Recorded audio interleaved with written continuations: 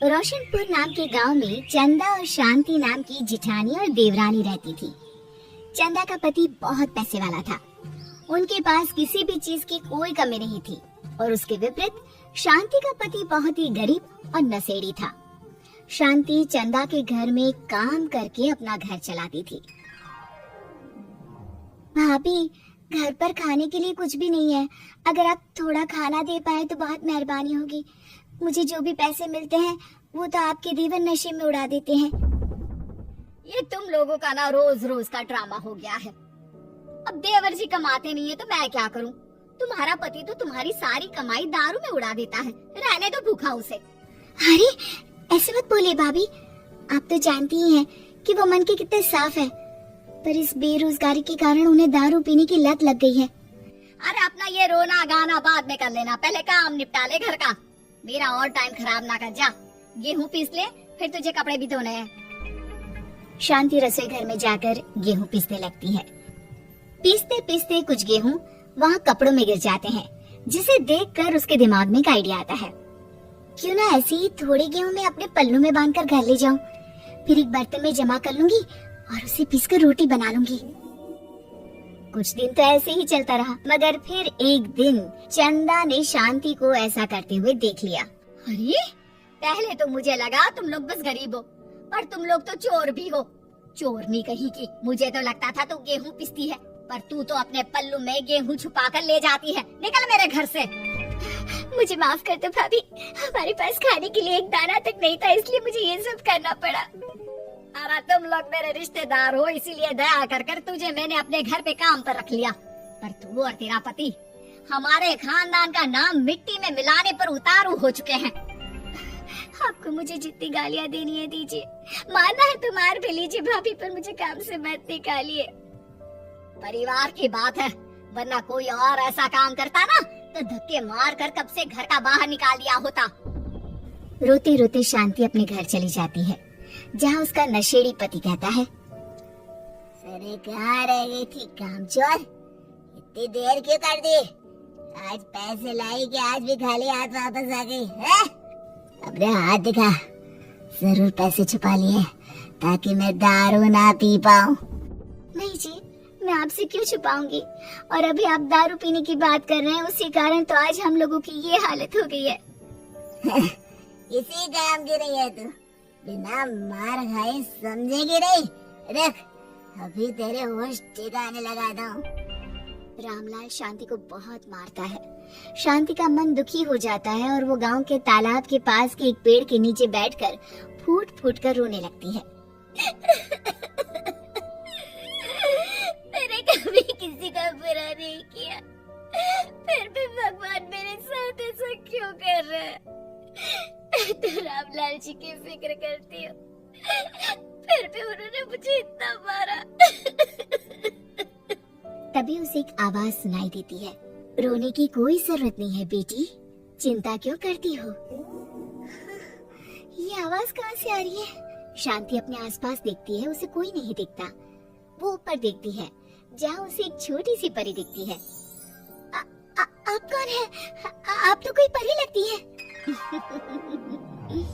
हाँ बेटी, मैं इसी पेड़ पर रहती हूँ। मैंने तुम्हारी सारी बात सुनी, अब तुम्हें फिक्र करने की कोई जरूरत नहीं। अपनी आंखें बंद करो। शांति आंखें बंद करती है और जादुई परी अपनी छड़ी घुमाती है।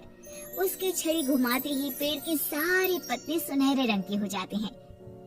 परी उनमें से एक पत्ता तोड़ लेती है और फिर से अपनी छड़ी घुमाती है, जिसके कारण सारे पत्ते पहले की तरह साधारण से दिखने लगते हैं। आंखें खोलो बेटा। लो, इस पत्ते को ले जाकर अपने तकिए के नीचे रख देना। ये तो एक साधारण पत्ता है, इससे क्या होगा? ठीक है, अगर आप कहती हैं तो मैं इसे रख लेती हूँ। शांति उस पत्ते को लेकर अपने घर जाती है और अपने कमरे में तकिए के नीचे रखकर सो जाती है। सपने में उसे वही पेड़ वाली जादुई परी दिखाई देती है। बोलो शांति, क्या चाहिए तुम्हें? मैं चाहती हूँ हम बहुत अमीर हो जाएं और मेरे पति नशा करना छोड़ दे, उन्हें कोई काम भी मिल जाए। कल जब तुम सुबह नींद से जागोगी, तुम्हारी इच्छा पूरी हो गई होगी। अगली सुबह शांति नींद से जागती है, अपने आसपास का नजारा देखकर चौंक जाती है। उसके बिस्तर पर चारों तरफ सोने चांदी रखे हुए थे। हे भगवान, कहीं मैं सपना तो नहीं देख रही? इतना सारा सोना, वो भी मुझ गरीब के पास। रामलाल जी को बताती हूँ, वो बहुत खुश होंगे। शांति जैसे ही कमरे के बाहर जाती है, वो देखती है कि रामलाल सूट बूट पहने काम के लिए बाहर जा रहा होता है। मुझे शहर में एक नौकरी मिल गई है शांति, मुझे आने में देर हो जाएगी, घर का ध्यान रखना। और इस तरह शांति बहुत अच्छा जीवन बिताने लगती है। उसके पास अब किसी भी चीज की कमी नहीं रह जाती।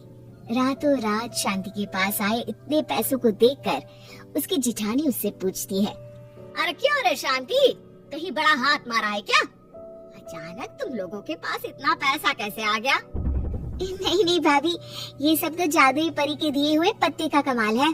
शांति जादुई पत्ते के बारे में सारी बात चंदा को बताती है, जिसे सुनकर चंदा के मन में लालच आ जाता है और वो झूठ मूठ रोते हुए उसी पेड़ के नीचे जाती है जहाँ उसके रोने की आवाज सुनकर जादुई परी कहती है, क्या हुआ बेटा, क्यों रो रही हो? मैं बहुत गरीब हूँ, मेरे पति मुझे बहुत मारते हैं, अब मैं जीना नहीं चाहती। चिंता मत करो बेटा, अपनी आंखें बंद करो। जादुई परी चंदा को भी उसी पेड़ का एक पत्ता देती है और तकिए के नीचे रखने को कहती है। चंदा उस पत्ते को लाकर अपने तकिए के नीचे रख लेती है और अगली सुबह जब उठती है तो उसके कमरे में चारों तरफ सांप बिच्छू रहते हैं। अरे बचाओ बचाओ भाई, मुझे बचाओ। ये कैसा पत्ता है जिसे लाने के बाद उस गरीब शांति के पास तो इतना सारा सोना आ गया, और मेरे चारों तरफ ये सांप बिच्छू। अरे कोई बचाओ। चंदा अपनी जान बचाती हुई शांति के पास जाती है। चलिए भाभी, मुझे लगता है आपके घर में सांप बिच्छू को बस जादुई परी ही हटा सकती है। दोनों मिलकर जादुई परी के पास जाते हैं। ये सब तुम्हारे बुरे इरादों का नतीजा है चंदा। तुम झूठ मूठ बस पैसे के लालच के कारण यहाँ आकर रो रही थी, इसीलिए तुम्हें जादुई पत्ते ने उसकी सजा दी। अरे मुझे माफ कर दीजिए जादुई परी, मेरे मन में लालच आ गया था। अरे शांति, तुम भी मुझे माफ कर दो, मैंने तुम्हारे साथ बहुत गलत किया है, फिर भी तुम मेरी मदद के लिए आई। चंदा को अपनी गलती का एहसास हो जाता है, इसलिए जादुई परी उसके घर से सारे सांप बिच्छू को गायब कर देती है। चंदा और शांति आपस में मिलजुल कर रहने लगती हैं।